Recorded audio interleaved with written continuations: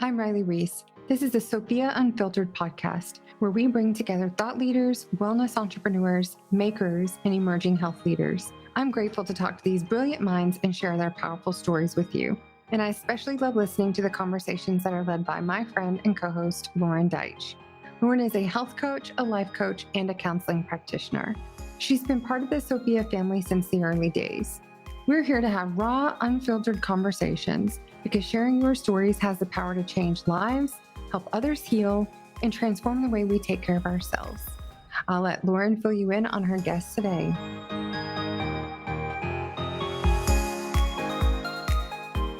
Hello, and welcome back to another episode of Sophia Unfiltered. Today, we are discussing a topic that so many of our viewers and listeners were seeking insight on. We are talking all things fertility, pregnancy, and miscarriage today with Dr. Jane Levesque. Dr. Jane is a naturopathic doctor who specializes in fertility. Her mission is to help high-achieving women feel confident and in control of their fertility journeys. In her 6+ years of industry experience, Dr. Jane has helped hundreds of couples optimize their health and prepare their bodies for pregnancy, which allowed them to get pregnant naturally, have complication-free pregnancies, and give birth to healthy babies. Dr. Jane, welcome to the show. Thank you so much for being here with us. Thank you so much for having me. I'm really excited to be on the podcast with you today and share my knowledge. Oh, we're so excited to have you. So let's go ahead and dive right in. We always like to get started with learning a little bit more about you and, more importantly, how you found yourself in this specific area of health and wellness. So if you wouldn't mind telling us a little bit more about your journey. Of course. So, there's two parts to the journey of how I got into naturopathic medicine and then how it stemmed into fertility. And really, it's just my own story. The journey of me getting to naturopathic medicine was one where I was in my early 20s. I had some weight loss resistance. I was on birth control. I was anxious and depressed and had digestive IBS issues. And my doctor basically had no answers for me. My doctor said that the birth control that I was on had nothing to do with the symptoms I was experiencing and that I could keep taking it for the rest of my life. Literally until I was in menopause. And then I could switch to hormone replacement therapy if I didn't want to have children. And to me, there was a little voice inside myself that was like, that doesn't sound right. And I didn't know any better at the time, but I knew that that wasn't right. So I started to seek alternative answers. I coached gymnastics. I was a personal trainer. I was into nutrition. I started doing different detoxes to help me figure out how to lose this freshman 25 I gained through university with all the binge drinking and eating donuts and, staying up late, and nothing really stuck. And I had a lot of other issues that I didn't really know were issues. And it wasn't until I found a naturopathic doctor who was able to look at me holistically, not just here are the symptoms you're experiencing, here are the supplements you should take, or here's the protocol, the detox diet you should try, the Candida diet, whatever it was. It was the naturopath that helped me understand the mental, emotional, and physical connection of my health and who I am and what my body was expressing as symptoms. And I was really lonely at the time. I was really frustrated. I couldn't find a partner. I had obviously all these digestive issues and fear, and I had no idea how my mental and emotional state was impacting my overall health. I knew that stress wasn't helping, but I just felt helpless in that journey. And so that really clicked it for me. It was how I found the healing that I needed to. I no longer thought about food all the time. I no longer thought about working out or earning my treats. And, it was, of course, able to find a partner that is now my lifelong partner and I have children with. I started as a practice in this general medicine, hey, let me help you fix your hormones, digestion, weight loss resistance. And then when I started having kids is when I stepped into the fertility space, because I realized of how little information there's out there in terms of what it is that you can do to prepare your body for pregnancy. So you can have a good pregnancy, you can get pregnant easily and have a good labor and not have to suffer through postpartum depression or difficulty recovering postpartum like I did. And, be able to be in control of the whole thing. So my fertility space, if you will, was really just me realizing that, oh my goodness, I had no idea that women went through this when they got pregnant, because my first pregnancy was really easy, but I had awful symptoms. And then my labor was really hard. And so my postpartum was really difficult to recover. And I was an athlete and, a naturopath. And I was like, what about like regular folks who don't spend their time doing this stuff? Like, how do they do this? My sister struggled with infertility. So that was something that I ended up helping them. And their option was they just didn't want to do IVF. They were older. They met when they were much older, and they're kind of just said, hey, we'll try this and see what happens.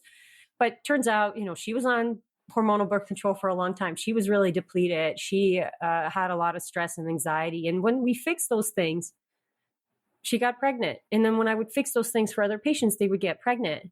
And so I started to be like, hey, I wonder if there's something to this, If we are in the state of being healthy and vibrant and energetic and confident, how does that transfer into our fertility space? So that's what I started to do to prep for my second pregnancy. I did everything on the physical side. It was like I did the diet and and the detoxes and the exercise and the meditation and the sleep. But that pregnancy ended in a miscarriage.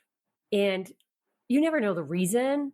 But I think for me, the reason was that I actually completely disregarded the mental and emotional component of what it takes to bring a child into this world.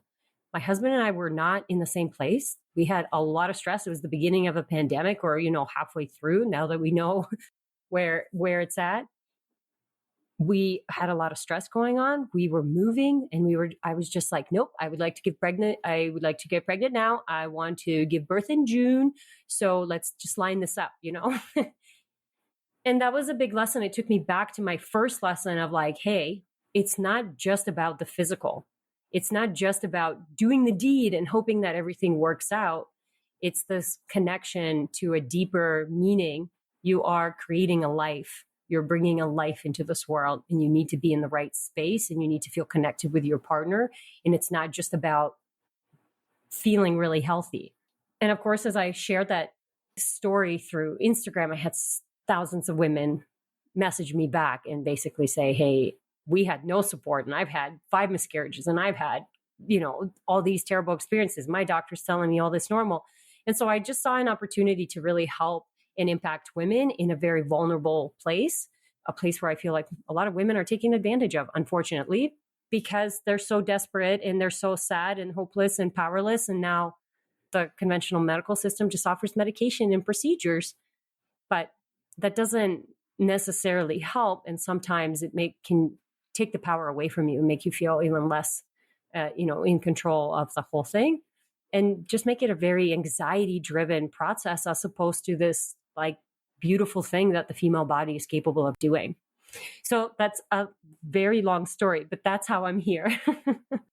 I literally couldn't relate more. And just listening to you share your story, I'm sure that so many of our listeners have just such a connection that resonates with them, because there is truly such a high level of fear and anxiety around conception, fertility, infertility, miscarriages, and that lack of information just perpetuates it even more.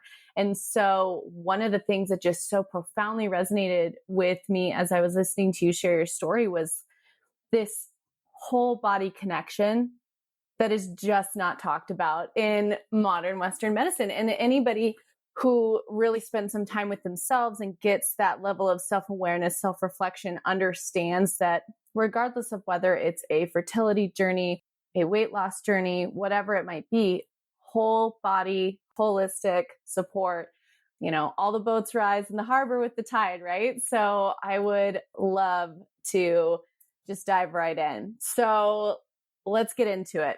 I think the first part of your story where you were talking about how there was a lot of information around how to prevent pregnancy. And I feel like so many women feel the exact same way. It's like you can go, to a lot of different options and supports on how to prevent. That's usually how it is taught in most of the K through 12 education system, is how to prevent pregnancy. However, there seems to be like this huge disparity when it comes to supporting not just conception and the pregnancy journey, but knowledge around fertility and miscarriages. So can you speak a little bit more onto what you have seen, not only with your own personal experience, but with all of your years supporting women with this all-sided reproductive well-being journey? Yeah, that's such a great point, Lauren, because the biggest issue that I'm seeing is that most women have no idea what a normal cycle is or what their cycle is telling them about their hormones and just their overall health in general. And there's many books that are written out there, and many, whether it's herbalists, acupuncturists, naturopaths, functional doctors, that talk about that your menstrual cycle is like your fifth vital sign. So your blood pressure tells us a lot about your health, and so does your menstrual cycle. And because we're taught to fear the pregnancy so much, I think what happens is women really are fearful of getting pregnant at an early stage, which trust me, I have 2 kids now. I'm like, oh man, I would not have wanted this to happen 10 years ago. That would have felt like it ruined my life, right? So I understand that. But the truth is, females are only fertile about 5 to 7 days out of the month. And so when you know that information, then it becomes silly to think that I need something to take every single day to make sure that I prevent a pregnancy from happening when I'm only truly fertile 5 to 7 days out of the month. And so if we start to teach what the cycle is telling you about your health, as opposed to the fears that can come around it of having an early pregnancy, then we can empower women to help them understand what's going on with their hormones. Because the second component of that, like your body is always listening to the messages that you tell it. So if you've been on birth control since 16, 17, and you're now in your 30s, and let's say you just turned 30, that's 13 years of your brain not communicating to your ovaries at all, right? And so yes, there's IUD options that are quote unquote slightly better because so first of all, there's no such thing as like a local hormone impact. But, the copper IUD got a lot of popularity because like, oh, well, I'm not doing hormones. And so potentially I'm ovulating. There's a device in your uterus that's not supposed to be there.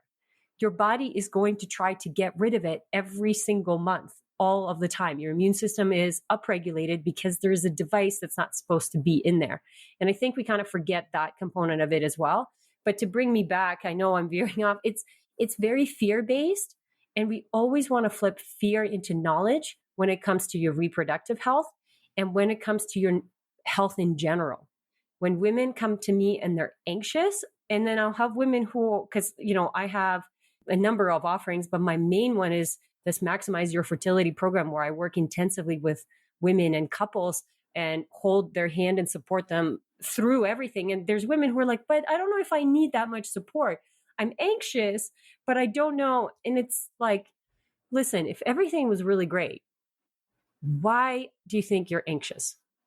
We're so used to brushing off these symptoms to be like, oh, I'm just an anxious person. What do you mean you're an anxious person? When you have anxiety, there's a reason for it. And sometimes it's a mental emotional reason, like you're reliving a certain trauma in your subconscious that you feel like you have to people please and you have to, be a certain way with certain people. But sometimes it's a physical reason, like your B12 is low, or your iron is low, or your vitamin D is low, or your cortisol, progesterone is low, whatever. And so we want to flip that fear into knowledge and understand that fear and anxiety are basically the same thing. So I'm not sure if I answered your question, but that's the first thing that came to mind.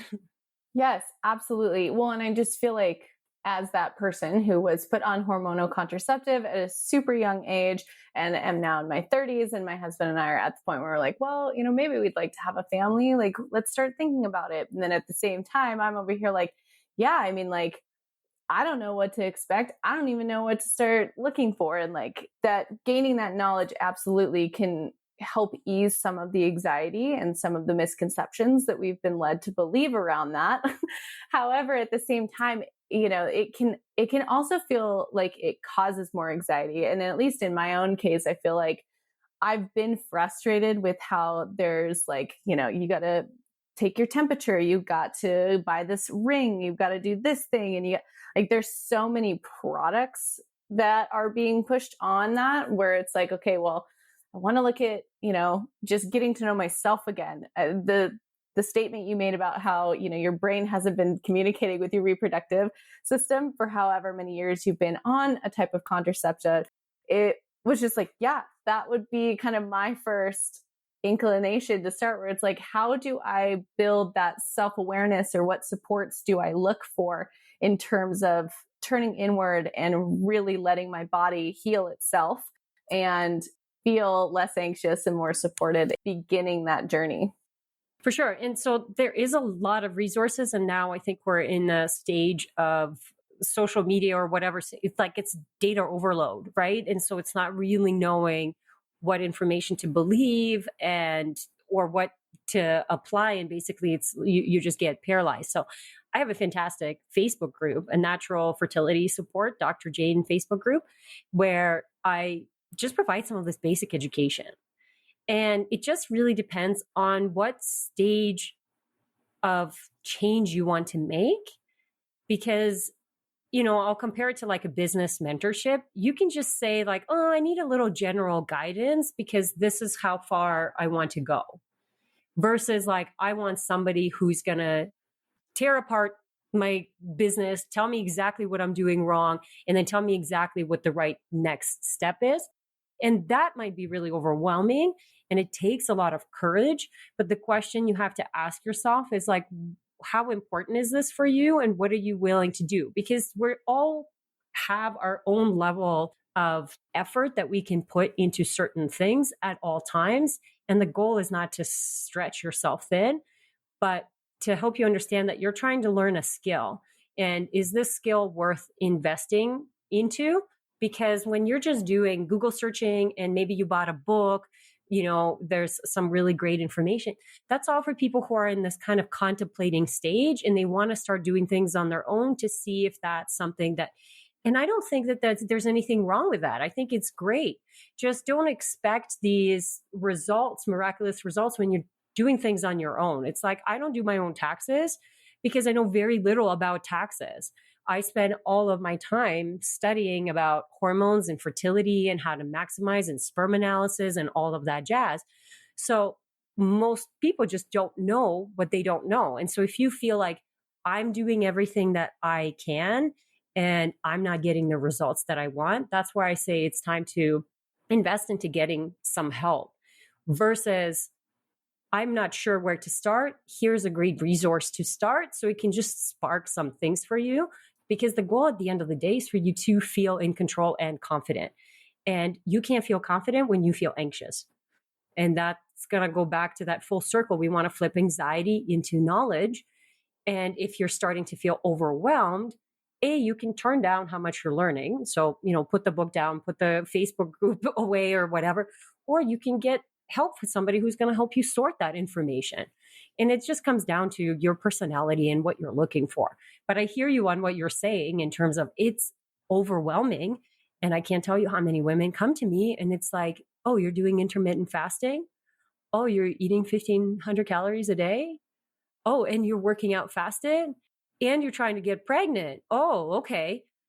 Like as soon as they lay that out on their form, my patients will be like, I think I know why I'm having issues just by filling out my intake form, because they see how all of these things are now maybe potentially impacting their hormones.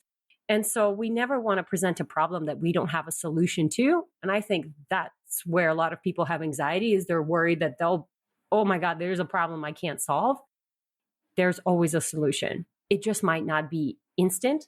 It just might take some time, some energy, some, effort to get through. But there's always a solution, because it's like, why would God create something that didn't? And I'm not a religious or person, but the universe and our collective energies and how the body is created, we've normalized that it's okay to have painful periods, and it's okay to be overweight, and it's okay to be tired. And it's like, is it though? Is it normal? Right? Oh yeah. And it's like, it's so funny too, because I feel like there's so much truth in just like being curious and asking like, why? Or does this resonate with me and my family and my needs?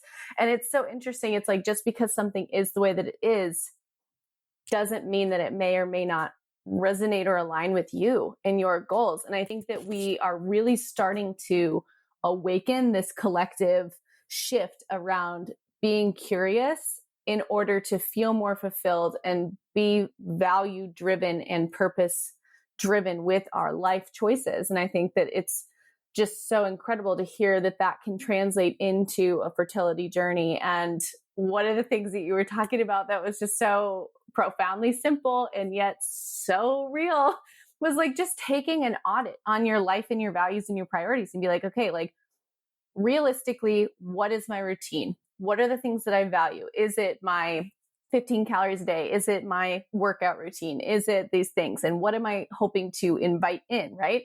I always think of this line from Jay Shetty where he's talking about how you have two hands and you have to let go of something in order to extend your hand to bring in something. So for women who are beginning to open their hand to the fertility journey, they have to be clear on what needs to be audited in their values and priorities, their routine, and how to begin to find the right support, find the right resources, and what they may need. And I think that so much of that comes down to mindset, which I know you've mentioned numerous times. And I just think that that is so huge. But I also, with whole body approach to a fertility journey is preparing for pregnancy is different than just wanting to be healthy and working out or losing weight all the time. So I know you have plenty to say on that. No, I love Jay Shetty, so I love that you just quoted him. That's the whole vibe that we're having here today. But it's understanding your actions and what is the result of those actions. I think the health industry is, I don't want to say broken, but we associate being fit with being healthy. And honestly, like I spent a lot of years in the fitness industry. My husband and I own a CrossFit gym. I competed in CrossFit. I trained high level athletes in CrossFit as well as in gymnastics. And those people aren't healthy. They look fit. They have great abs. They look great. But health is very different when you look in terms of a longevity standpoint. And this is why fertility is a lot more around your health. And I used to ask, hey, do you have any health issues? Why do you think you're having issues conceiving? And everyone will say, nope, no issues. And then they would list, their medications. And I'm like, oh, this is how dissociated we are from the fact that your blood sugar issue is a health issue. Your thyroid malfunctioning just because you're on medication doesn't mean it's regulated. You have medication that you're taking for it. It's not regulated. You haven't fixed anything. And so it's just kind of really bringing awareness into your actions. But again, that awareness into your body. What is your body trying to tell you? Because your body is really, really smart and it's not going to lie. Like I said, why would it be anxious when everything is great? Why would it be tired? Why would you be bloated or carrying extra weight? And so it's just kind of breaking some of those beliefs and then helping people understand that their overall health is going to impact fertility. And know that if people are listening to this podcast, they're probably on the side where they are proactive and they want to have a really good experience versus like, I don't, whatever, I just want to have a child. Because it's the same as like, we're all different. So we all have to understand what our needs are. Some people want to make $1 million and some people are okay with making $60,000. What's the difference? It's like, well, whatever the other person feels is going to give them fulfillment, right? And so pursue the thing that's going to give you that joy and fulfillment. Because at the end of the day, you're going to pass that on to your child, right? Your child is going to watch and say, oh, mom and dad did this. And they were really fulfilled in that. And that's what I want to do. Like they're just going to copy your habits versus you're just kind of skimming through life. And that's kind of the big reason of why I stepped into this, because I hated seeing sick kids. And it's like, well, this kid is 3 years old, major depressive issues, OCD, behavioral issues, eczema, digestion. It's like, this child is too small to have all these issues. And then you look into parents and she's like, oh, I have no idea how I got pregnant. My period was irregular. I had all these crazy issues and anxiety. And it's like, so how do we think that if we are in a state of anxiety and overwhelm and being depleted, how do we think that we can create something really, really great? Right? Because the goal is like, I don't know about you, but like for me, when I wanted to have a kid, it's like, well, I just want to have like the healthiest baby and I want to make the best version of myself and pass on my knowledge and share all the gifts that I've learned through my life experience. It wasn't like I want to have a child that's sick and in and out of hospitals or on medication or whatever. You know, we don't really think about that, obviously, but that's what's happening, if you will. And so we need to start thinking a little bit more deeply into what is it that we want to create. And let's start planning ahead a little bit more because we live in a different world than our grandparents did. Like my mom was never on any kind of birth control. She doesn't even know what that is. That's crazy. That's just a generation ago. Whereas every woman that I speak to now has a minimum of 10 years to 22 years of being on birth control. It's naive to think that those things don't impact our health in any way. You know, it's naive to think that all of this stimulation that we have from EMFs and constantly being on calls and not going outside and eating junk food doesn't have an impact on our health. We can see it. It's just for some reason, I'm not sure if your audience is in this category. We just think we can't do anything about it. It's like you can do a lot of things about it, but it's just hard because it's easier to sit and eat a bag of chips. I know it is. I still do it sometimes, but I don't do it all the time. Exactly. And I feel like it's kind of that conscious decision making versus autopilot mode. And I feel like so much of what you're talking about is consciously choosing to make the shift of treating the root cause as opposed to symptom management. And of course, sitting here in just awe because I'm like, you know, as a health coach, I'm like, yeah, I know these things to be true. They're profoundly true. And then I'm like, of course, I tried to compartmentalize fertility and infertility and all of these things into its own little box when it's not. It's still a part of it. And I can't compartmentalize these different things. They are all whole person, whole connectedness. So I think, you know, let's dig even deeper into this. I think so much of what you were talking about with these symptoms, these habits, these things that we choose to just accept as what is normal, what is quote unquote, just the way that it is. And I think that infertility and miscarriages obviously happen. However, I do feel like it is becoming a lot more normalized, especially within some of these newer generations that you're talking about. Whereas just one generation prior, like you said, your own mom was like, whoa, what's birth control? This is just coming out at this time. So I would love to hear you speak a little bit more on modern day infertility, miscarriages, but also how to bring that back to a more whole person, wholehearted centered approach. For sure. And I mean, this is, again, when I start to look at the trends of infertility rates are rising and, recurrent pregnancy loss, to be honest, I don't know those statistics, but infertility rates are rising in both male and female. And when we look at trends, our overall health is declining. So, there's some researchers predicting that by 2050, 50% of couples will struggle to have a baby. Now, predictions are predictions and they're, whatever for the lack of a better term. But truthfully, there's still a trend that's moving up. And that's why we have to ask that question and start to raise an eyebrow and be like, that's interesting. The holistic psychologist, Dr. Nicole LePera, do you know her? Do you follow her? I am sure that Riley would probably know, but there's something that she said about depression and anxiety and how, hey, so many people are struggling with depression and anxiety and mental illness in the last decade. We've seen a huge spike. And if you look at biology and environment, is it our biology that has changed or has our environment changed that has been causing these issues? And our biology doesn't change that quickly. So we have to take a look at our environment.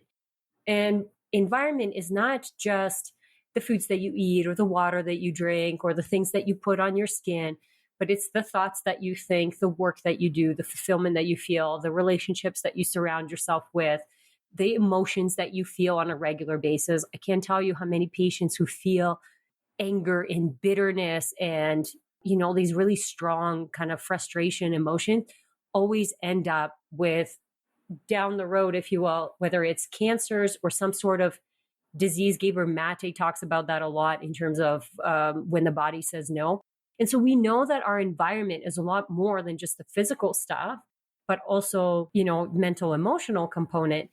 And when we look at infertility, all it is just there is a genetic component, absolutely. And whether that genetic component is women having more PCOS, endometriosis, fibroids, autoimmune conditions, low progesterone, right? That low luteal phase, those are the things that would be causing you to have infertility, right? So if we look at the big umbrella of infertility, there are main issues that the men and the women are experiencing. But I always like to take people even deeper into helping them understand, why would your body start to form cysts on its ovaries? Why would your body stop producing progesterone? Why would you, have the immune system that's attacking itself? And then when you go deeper, then you're looking into the function of the cell, because basically what happens, it comes down to the function of a single cell. You have enough cells that malfunction, you get disease. And so if we distill it down to the function of the cell, and what is at the core of every cell is your mitochondria, which is this powerhouse of the cell. And it's either in powerhouse mode or battleship mode. And so battleship mode, it's fighting, whether it's an environmental toxin like heavy metals or plastics or phthalates, or it's a virus, it's yeast, it's mold, it's battling something. What's the first thing that happens when you get sick? Your energy goes down, right? You're down, you're tired, your body's trying to fight whatever the issue it's causing. And so you have enough of these cells that are, the mitochondria isn't working. Where do we produce our sex hormones? In the mitochondria. Where do we produce our cortisol? In the mitochondria. And so I really like to distill it further and to help people understand that, hey, we can improve the function of the cell. And if we do enough of that, you're going to restore the diseases, right? And I'm doing quotations because you can restore. PCOS is not a final diagnosis. Endometriosis is not a final diagnosis. And so do you have to have a diagnosis before you do something about it? In my opinion, you don't. And then, of course, you can look into the mental and emotional component, because you look at studies of rice that's been left in 3 different buckets. One rice bucket was ignored. One was said, nice and kind words every day. And the other one was yelled at. The rice that was yelled at grew mold. The rice that didn't get yelled at and got, loving affirmations, nothing happened to it. It was the same beautiful rice that you put in 2 weeks ago. And the one that you ignored actually got even more mold. So we know that our emotional state is impacting the way that our cells feel. So we're never just going to focus on, this is what your mitochondria needs in order of its function, because we're energetic human beings, right? Like, we transfer energy and we feel things. And so we have to feel those things because they pass through us or they get stuck.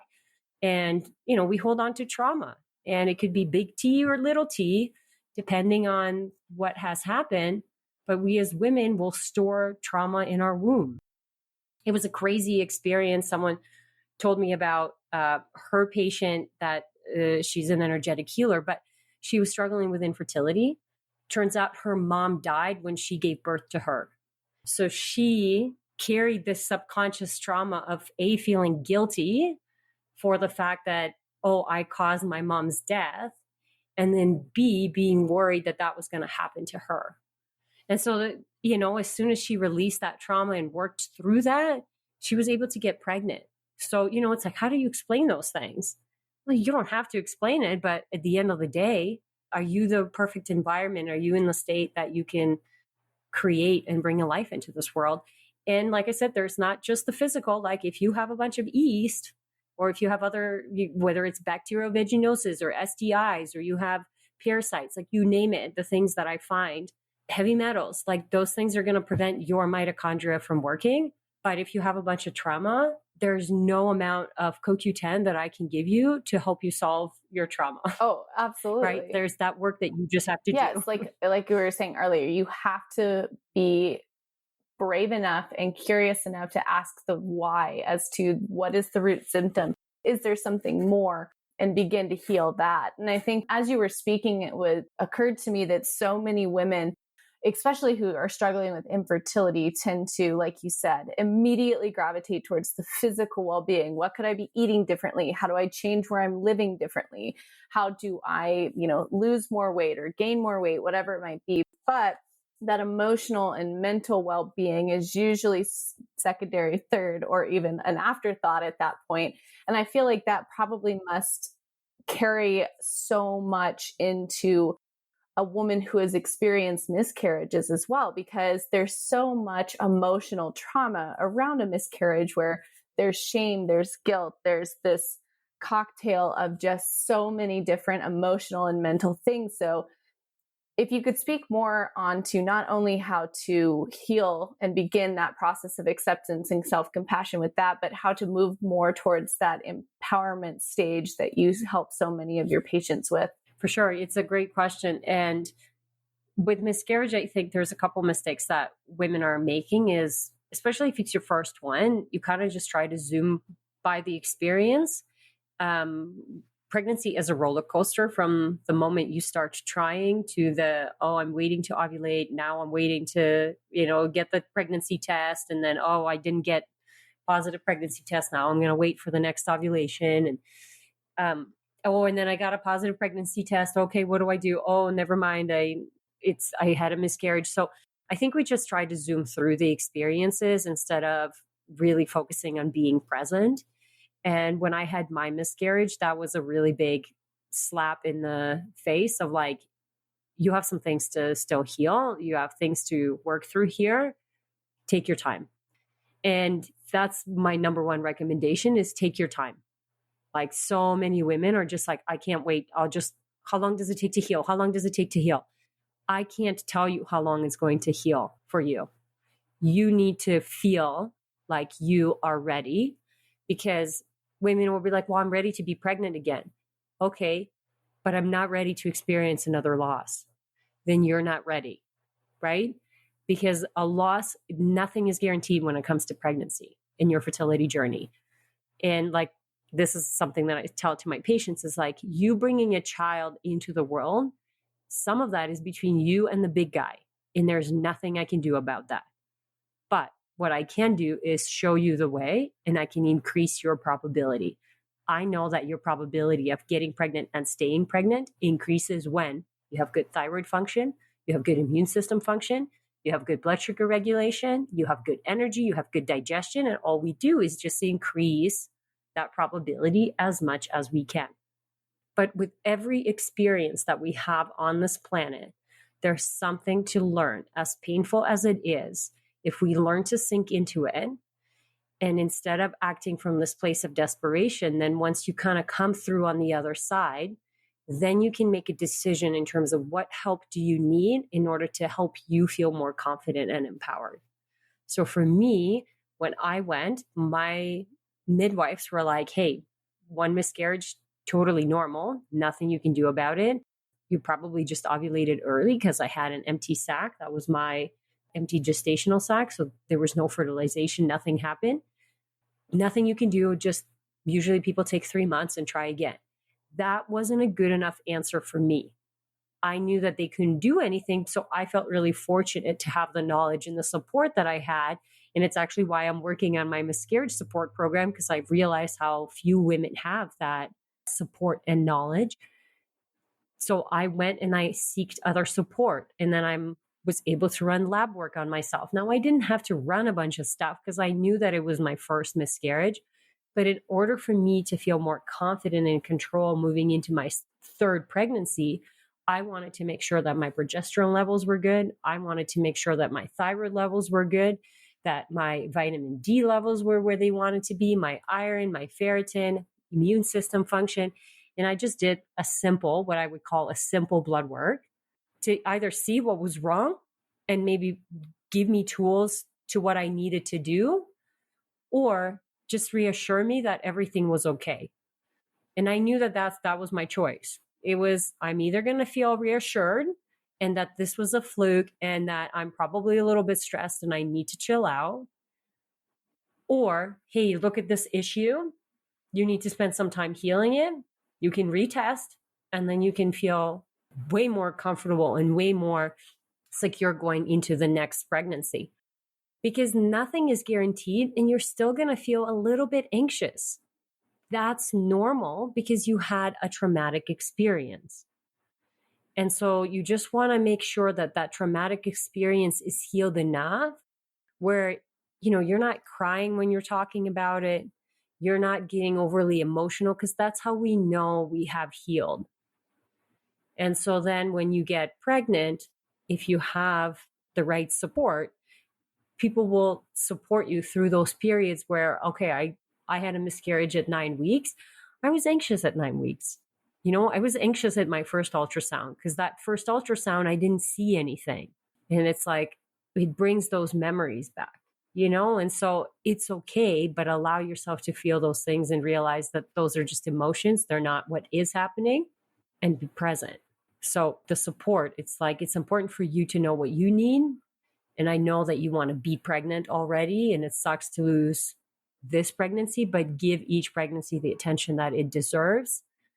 So then you can do something different walking into the next one instead of just hoping, again, this whole fingers crossed, I hope things are okay.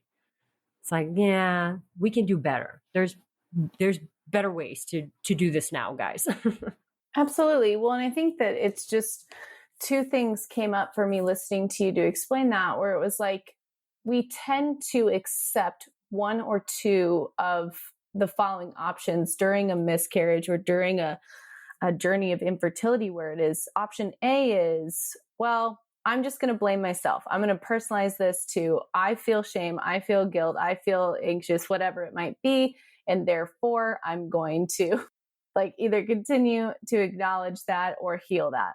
And option B is, well, I've experienced this and I understand that there is more than likely some information that I can learn from the experience, taking that more growth-minded approach where it's like, okay, what can I reflect on? How do I take away the personalization and just look at it for what it is, which is information. And that information gives me either that reassurance or just new things to explore. And I feel like so many women and so many couples who are going through the experience of infertility and the reality of a miscarriage, they tend to choose option A, which is, as you said, they either completely dissociate and just try to zoom past it, or they just completely personalize it and then internalize that. And therefore it creates more anxiety around the urgency to get pregnant and just keep moving on. And I think that there's so much power in choosing option B, which is, how do I heal and take my time to explore and learn, right? We tend to, it goes back to what you were talking about earlier, where it's like, we tend to avoid discomfort. But the reality is that growth does not occur when we are comfortable, right? We grow and we build out of strife and challenges and these different things. So I'm just so grateful for you to share that, because it just sounds like so much of your work with your patients is centered around building self-awareness, really getting intentional around what your desired values are. How do I ensure that I have alignment and congruity in all aspects of my well-being in terms of preparing for a healthy pregnancy? And then taking your time to heal all the things, roots included, as opposed to just treating the symptoms or going for something that is a temporary goal, right? And I think that so many people tend to approach beginning a family or expanding a family as a to-do checklist, where it's like, well, I want to have a kid or I want to add to my family. I did that. Yeah. It's time. And it's like, I want to give birth. And then exactly. Yeah. And I think that to your point that you made earlier, it's like you are creating something. And in that creation, how can you be really intentional on what you want your child's well-being to be, and how do you support that as their parent? And I think that intentionality is just the cornerstone of our conversation today, where it's like nobody wants to go into their pregnancy journey with the hopes of infertility, miscarriage, or sick children. For sure, no. And so it's like knowing that those are the common factors of what we are hoping to not ignore, but hoping to face as challenges head on. How do you empower yourself, your family, and prepare for that with that intentionality? Yeah. And I mean, the way that you do that is figuring out your stuff, right? Like if you as a mother don't understand your menstrual cycle and you have all these heavy issues, period, like my mom was on a diet ever since I remember. And I remember thinking like, I don't want this for myself. And not that my mom wanted that for me, but she didn't know any other way. And so when I was experiencing my weight loss resistance and I was doing all of this diet stuff, as early as 18, and I know that there's people who started much younger age now, but it's like you just get stuck in that cycle because that's what your mom did. That's what your parents did. And I can't tell you how many women come to me who are like, well, my mom just didn't know what to do, so she put me on birth control. It's if you empower yourself, if you understand how your body works and how it's communicating to you, then you can teach that skill to your children. It's a skill. You learn a skill. That's what it's about. That's what it's about when it comes to, optimizing your fertility and pregnancy. So I always say, if I get sick tomorrow, like if I get a diagnosis with autoimmune condition or whatever, I know exactly what to do to reverse that. If I decide that I want to have a child in 6 months, I know exactly what to do. And that feels really empowering versus I have no idea what's going on with my body. How many people feel that way? They have no idea what's going on with their body. And so I think it's really valuable to learn that skill. You don't have to go to naturopathic medical school or functional med. Not all of us want to be doctors, but all of us who are doctors in alternative healthcare space have their own story, right? I'm sure you have your own story in terms of why you are here as a health coach. And so, but we're also really passionate about teaching people and showing them the step-by-step process of how we got there and helping them understand how they can get there too. It's not easy work. It takes a lot of courage, like the stuff that you're talking about in terms of mental and emotional and even the physical. It takes a lot of work and commitment. You're committing to being a different person. And for some people, that's really hard because not because they're scared of the success they're going to have, not because of, oh, I'm going to look so amazing in a bathing suit. That's what I'm scared for. And that's why I keep sabotaging myself. It's because you're scared of what you're going to lose in the process. Because maybe you're going to lose some friendships and maybe you're going to lose some, relationships with your family, or maybe it's the thought of other things that you think you're going to lose that are important to you today, like going out to clubs or whatever. And it's like the thought of the loss is what makes it really hard. But the truth is, if you have the desire to grow and learn, do it. And if I can get people to invest into themselves more than they invest into the house that they buy before they have children. Now, it doesn't have to be, housing prices now are a different story. True. But the point is that you spend years saving up for a house, years, and picking out the perfect location and making sure that it has all this stuff that will make you feel safe and comfortable. And you spend so little energy focusing on you. And whether it's because you don't think you deserve it, whether you don't think you need it. Like I find that for my women, it comes down to like, I don't think I need it, right? Like you just start talking yourself out of it. It's like, you don't think you need it or you don't think you're worth it. Because that's different. Like if I ask you to spend $5,000 on lab testing to find out and people are like, $5,000. I'm like, what do you mean $5,000? How much is your house? Right? Yes. Like, how much is the car that you're driving?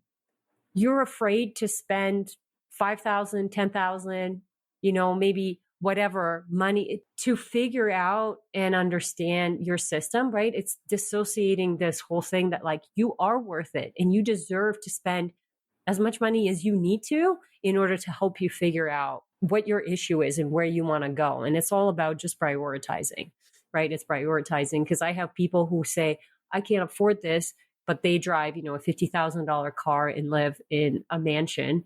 And it's like, and maybe they just live on credit. I don't know. But the point is, it's like, what are you actually valuing? So have that honest conversation with yourself. Where is the value at? What do you want to accomplish? And what kind of life you want to have? Because my kids are like my greatest experiments. I believe that we can prevent all disease. And I know the state that I was when I was pregnant and what labor I had with my first daughter and my second daughter. I already see differences. And I know what those differences are and where they're from, and the work that I need to do to heal some of it, and the work that hopefully they won't have to do. So I don't have to put my stuff on them, right? Because we pass on our crap, if you will, to our kids. And so that's the work. That's what you do. If you want to have this fun experience at the beach with your family that you're envisioning, it's most people that I speak to who have kids that are, young or not young. It's like, I hate spending time with my family. They're so draining. So that image that you had, it's not playing out. How come? Oh, because, and then you can kind of start digging a little bit deeper, but usually it's the same. You're hoping that you're not going to pass your stuff on, but you're only not going to pass it on if you did the work. Otherwise, you're passing it on. Oh, absolutely. And I just feel like what a beautiful way to end our conversation today, which is looking at our health, our well-being, and our journey with starting or expanding our family as an investment, and weighing those investments against other values and investments in our life, and asking ourselves like, hey, like, I might not see this in the immediate, but am I going to see this down the road with this moment on the beach with my family, or so on and so forth? Oh, what a beautiful way to end this. So Dr. Jane, if our Sophia Unfiltered listeners want to connect with you, want to learn more wisdom from you, what social channels would you like them to reach out to you with? For sure. So Instagram is where I'm most active, at Dr. Jane Levesque. And I have a Facebook group called Dr. Jane's Natural Fertility Support Group. So if you find me on Instagram, then all those links are in my link tree. And the Facebook group is where I educate a lot, right? These are the people who are looking for streamlined education around fertility. So they're not just Googling, and they have a chance to ask me questions, because honestly, a lot of people ask me similar questions. And if you are looking more for one-on-one support and more private help, then just send me a message. And I always like to connect and kind of make sure that I'm the right person to help, because my goal is to provide you with the results. And I want to make sure that we're, aligned in our approach and just aligned in general, so then I can deliver the results that I promise. Awesome. Our conversation today has been so powerful, and I just feel that our listeners are going to feel so much more empowered approaching the investment of themselves and the investment of expanding their family, and all of the beautiful wisdom that you've shared about looking at the root, not just the symptoms, and taking that information as something that is empowering and reassuring, as opposed to finite and final. Dr. Jane, thank you so much for being here with us today. Thank you. Thank you so much for having me.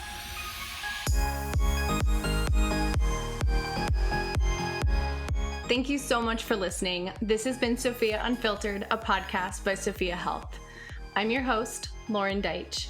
If you're interested in connecting to wellness professionals that can offer one-on-one support, visit sophiahealth.com, or connect with us, our community, and providers anytime on social. If this episode resonated with you at all, we'd love to hear about it in the comments section of your favorite podcast provider, or with a 5-star rating.